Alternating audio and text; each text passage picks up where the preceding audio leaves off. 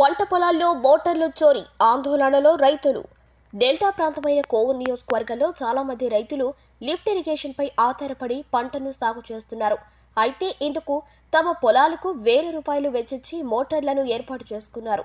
6 కాలం కష్టపడి పంటను సాగు చేస్తున్న సమయంలో పొలాల్లో మోటార్లు చోరీ రైతులను ఆందోళనకు గురిచేస్తోంది.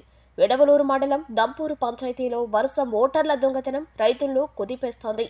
దంపూరు పరిధిలో 2 మోటార్లు చోరీకి గురయ్యాయి. గతంలో పలుమార్లు ఇలా మోటార్లు దొంగతనానికి గురికావటం జరిగిందని రైతులు ఆవేదన వ్యక్తం చేస్తున్నారు. దీనిపై స్థానిక పోలీసులకు సైతం ఫిర్యాదు చేశామని వారు ఎంక్వైరీ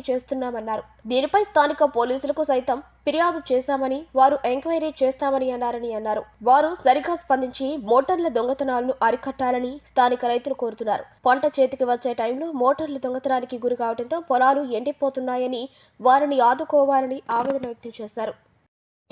నేను మా గోల్కొండ తోపు గ్రామంలో దంపూరు గ్రామంలో మాకు పొలాలు ఉన్నాయి.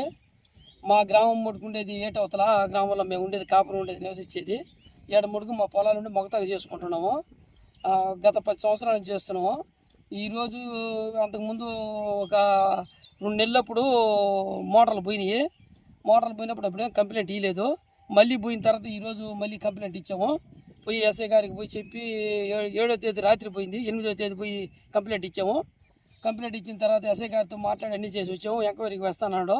ఎంక్వైరీకి ఇంతవరకు రాలేదు వాళ్ళు.